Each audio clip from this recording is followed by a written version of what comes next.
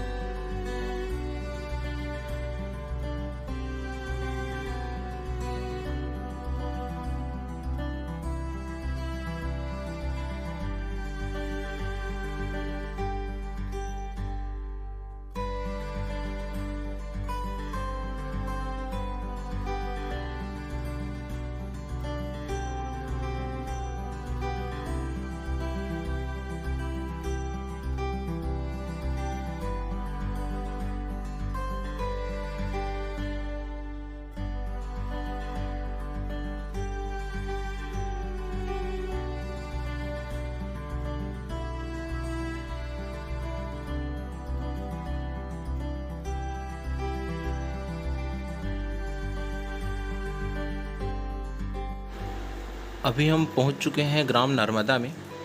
यहाँ एक मंदिर है नर्मदा गांव में, जहाँ पे एक कुंड है। जैसा कि आप लोगों ने अमरकंटक में जो कुंड है जहाँ से नर्मदा निकलती है, वहाँ पे वैसा एक कुंड है जहाँ से पानी हमेशा लगातार निकलता रहता है, और वहाँ पे एक मंदिर बना हुआ है। तो देखते हैं उस मंदिर को।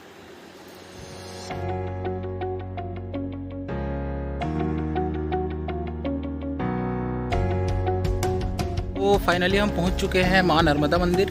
ठीक है, यहाँ पे एक कुंड है नर्मदा मंदिर पे, जैसे कि अमरकंटक के नर्मदा का है, वहाँ से जो पानी निकलता है और नर्मदा नदी शुरू होती है।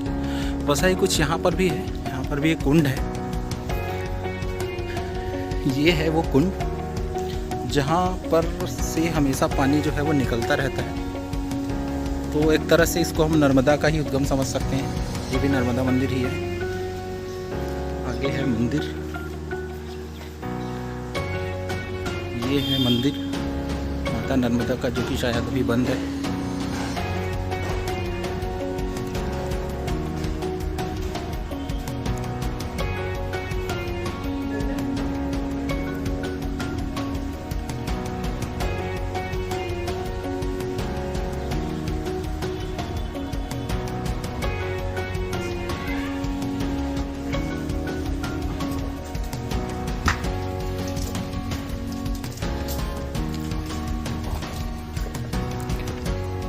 तो इस कुंड से जो है पानी निकलकर इधर की तरफ से नहर में जाता है।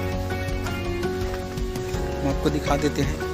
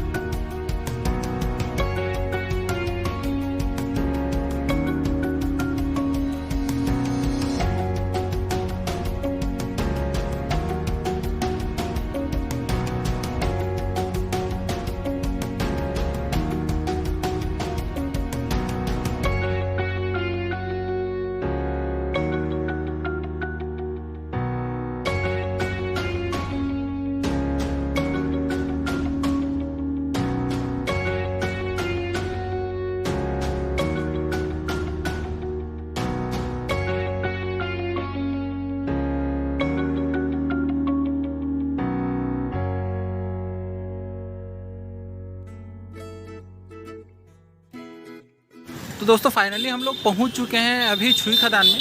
छुई खदान में ये रास्ता है जहां से हम लोग जाएंगे अभी बैताल रानी के लिए। यहाँ से लगभग हमको 25 किलोमीटर आगे और जाना है घाटियों से होते हुए। तो निकलते हैं यहाँ से हम लोग कुछ देर में।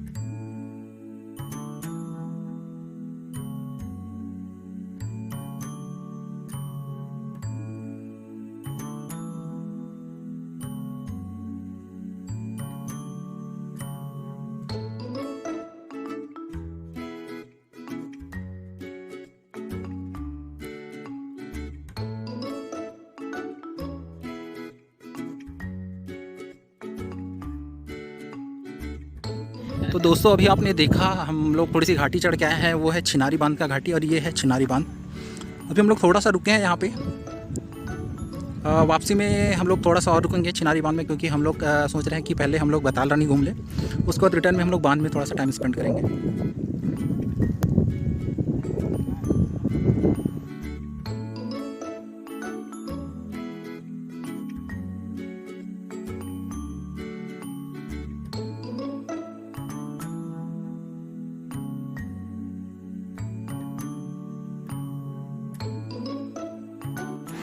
घने जंगलों के बीच यहाँ आईटीबीपी का एक बेस कैंप भी है, जो कि ये काफ़ी नक्सल प्रभावित एरिया है, इसलिए यहाँ जवान हमेशा गश्त में रहते हैं।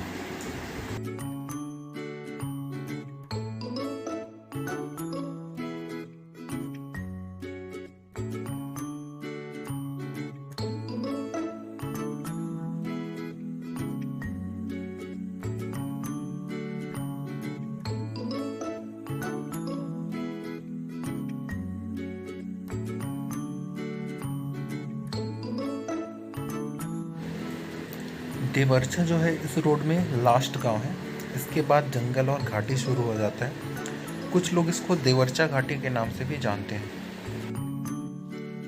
कहा जाता है कि हसीन वादियों में कई गहरे राज छुपे हुए होते हैं। ऐसा ही एक राज, ऐसा ही एक इतिहास बैताल रानी घाटी का भी है। ऐसी कई किंवदंती आपको बैताल रानी घाटी के बारे में सुनने को मिलेगी।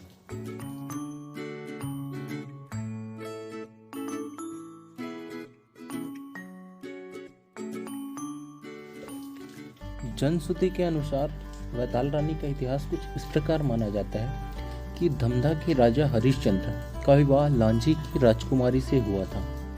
उस समय ऐसी प्रथा थी कि विवाह में दहेज स्वरूप रानी को हीरे मोती, हीरे जवाहरात के साथ साथ एक सेवक भी दिया जाता था जो रानी की सेवा करे। रानी को भी एक सेवक दिया गया था। वो जो सेवक था वो राउत था। चरवाहों की एक जाति होती है राउत, तो वो उनको रानी की सेवा के लिए दिया गया उनके दहेज में। शादी के बाद काफ़ी समय बीतने के बाद राजा और रानी को संतान की प्राप्ति नहीं हुई और रानी और राजा में अब थोड़ी अनबन होने लगी। राजा भी अपने सत्ता में लीन रहने लगा।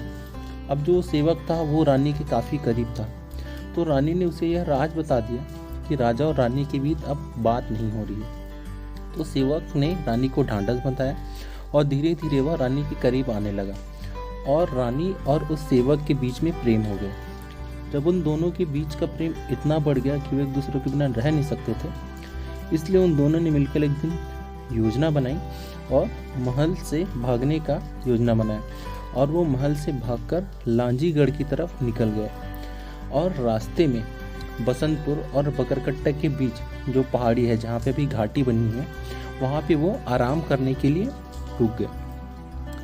तब तक बात जो है राजा को पता चल चुकी थी। राजा गुस्से से आग बबूला हो गया। वो अपने गुप्तचरों और सेना की एक टुकड़ी लेकर रानी को ढूंढने निकल गया। उसको पता चला कि वो दोनों इन जंगलों में ही कहीं छुपे हुए हैं। अंततः राजा को वो दोनों मिल गए और राजा ने गुस्से में रानी के 3 टुकड़े कर दिए और उन्होंने उस सेवक को भी मार डाला।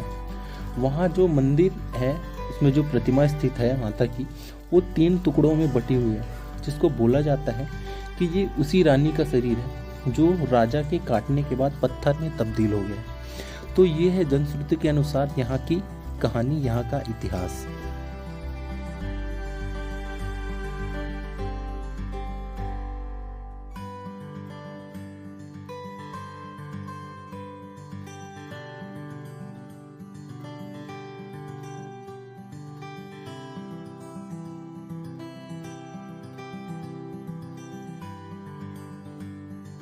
सो फाइनली ये है व्यू बैताल रानी घाटी का। यहाँ से घाटी शुरू होता है, ये आप लोग को दिखेगा जहाँ तक नज़र जाएगी आपकी।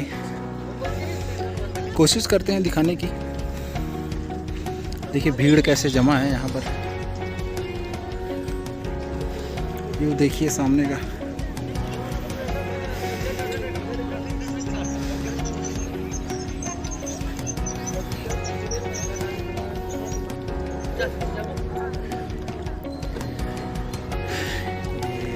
यहाँ से होते हुए नीचे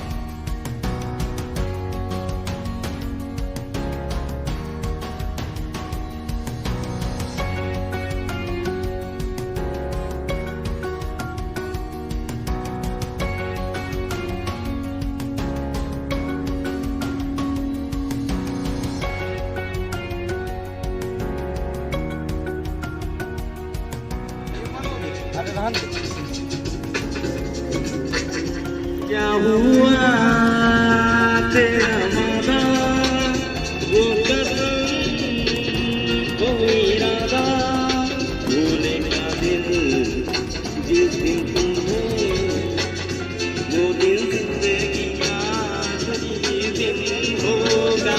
क्या हुआ तेरा वादा, वो कसम, वो इरादा।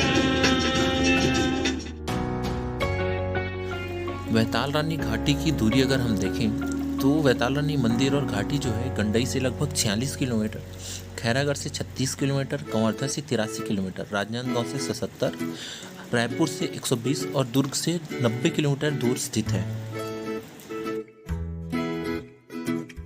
ये हमारे भाई जय हैं, बच्चों को चॉकलेट देने जा रहे हैं।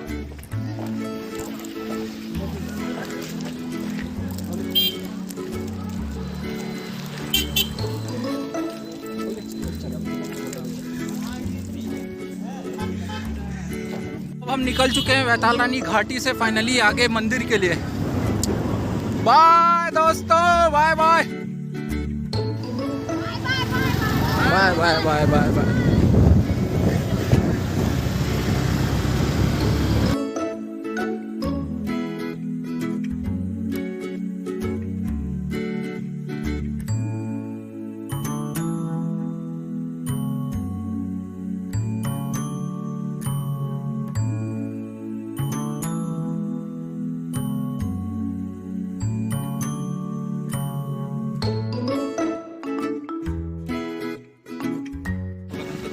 सो गाइस फाइनली हम लोग पहुंच चुके हैं माँ बैताल रानी के मंदिर में। ये मंदिर है फ़िलहाल ये अभी ऐसे ही झोपड़ी में है, और पीछे निर्माणाधीन मंदिर है, आप लोग को दिखा देते हैं। ये पीछे जो मंदिर है वो अभी बन रहा है, बाकी अभी जो माँ की प्रतिमा है वो यहीं पर स्थापित है।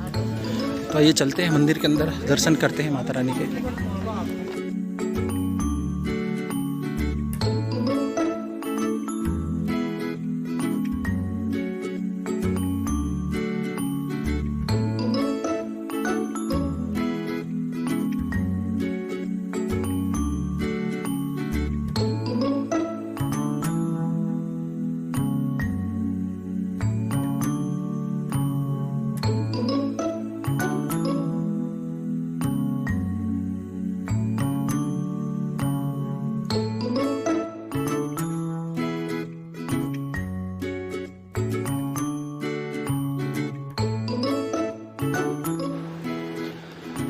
अब हम माँ बैताल रानी के दर्शन करने के बाद घाटी से होते हुए वापस जा रहे हैं हम लोग। रास्ते में हम लोग रुकेंगे छिंदारी बांध में।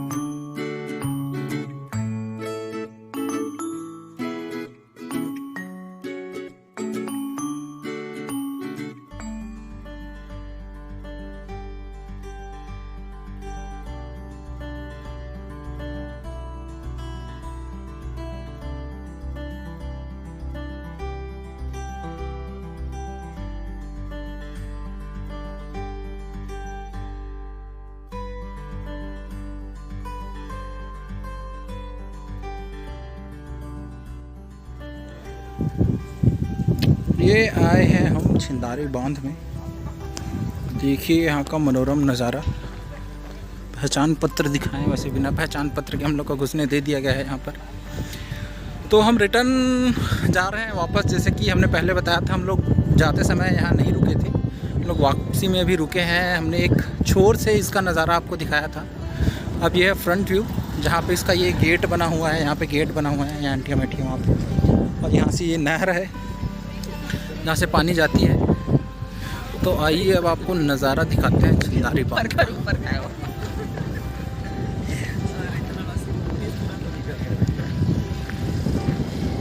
तो दोस्तों ये है नज़ारा छिंदारी बांध का। ये है गेट और ये है हमारा छिंदारी बांध। बहुत ही खूबसूरत जगह है।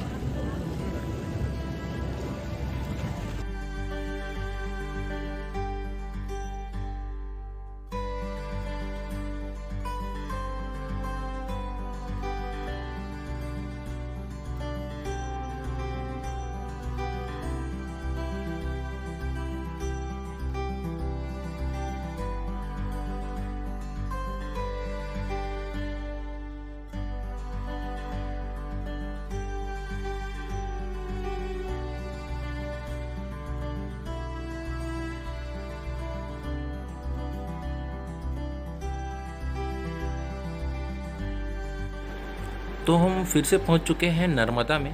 नर्मदा, जहां नर्मदा माता का मंदिर है। यहाँ इस गांव के चौक से अगर आप चोईखादान से आते हैं तो लेफ़्ट लेना है, और अगर आप गंडई से आते हैं तो आपको राइट लेना है चोडरा धाम जाने के लिए, चोडरा धाम डोंगेश्वर महादेव के लिए।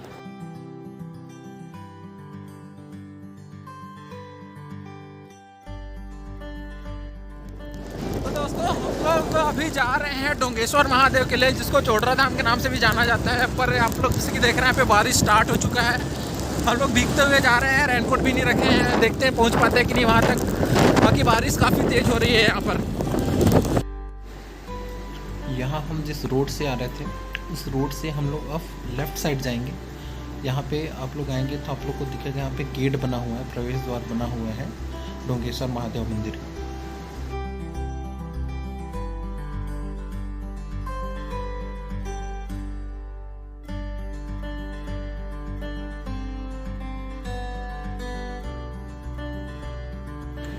वैसे तो इस जगह का नाम डोंगेश्वर महादेव है, पर इस जगह को चोडरा धाम भी कहा जाता है। चोडरा धाम नाम के पीछे जाए तो कहा जाता है यहाँ पर जो पहाड़ से पानी निकलती है उसमें से चोड़ की ध्वनि उत्पन्न होती है। इस वजह से इस जगह का नाम चोडरा धाम हुआ है।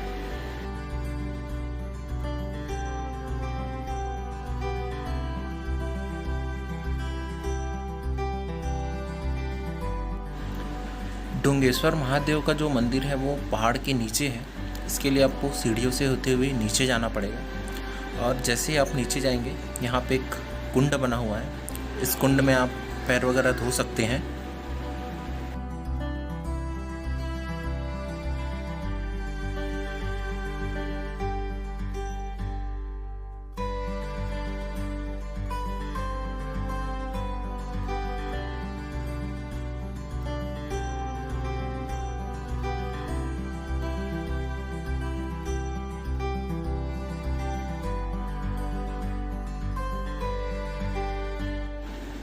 चोटरा धाम मंदिर की खास बात यह है कि जब आप इस मंदिर में जाएंगे तो देखेंगे यहाँ पे जो नंदी जी हैं, इस मंदिर में जो नंदी जी बने हुए हैं, नंदी जी के मुंह से हमेशा पानी जो है वो निकलते रहता है। यहाँ पे चूँकि आप देख सकते हैं नंदी जी के मुंह से जो पानी है वो हमेशा निकलते रहता है।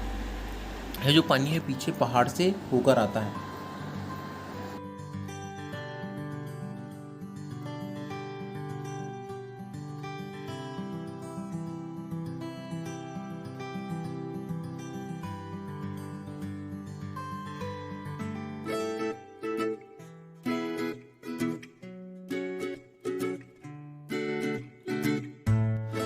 नंदी जी के मुंह से जो पानी निकल रहा है वो पानी इस कुंड में आता है, फिर इस कुंड से वो नीचे एक और कुंड बना हुआ है उस कुंड में जाता है।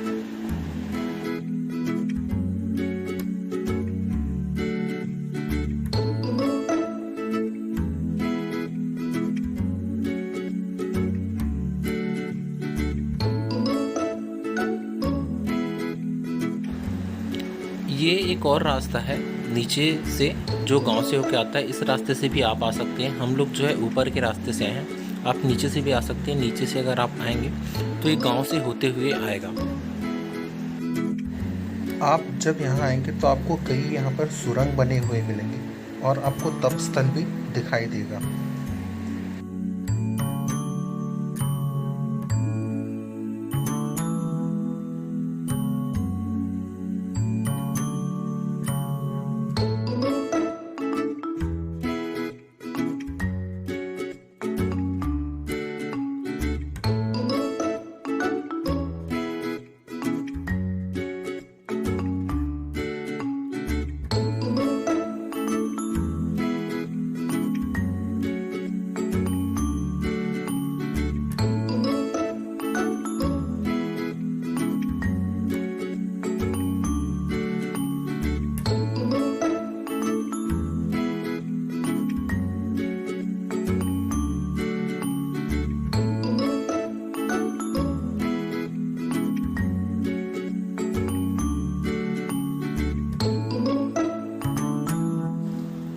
डोंगेश्वर महादेव चोटरा धाम मंदिर जो है गंडई से लगभग 15 किलोमीटर, खैरागढ़ से 36 किलोमीटर, कवर्धा से 58 किलोमीटर, राजनांदगांव से 75 किलोमीटर, रायपुर से 101 किलोमीटर और दुर्ग से 80 किलोमीटर दूर स्थित है। तो अब हम वापस हो रहे हैं डोंगेश्वर महादेव धाम से घर की ओर प्रस्थान कर रहे हैं वापस परपोड़ी की ओर।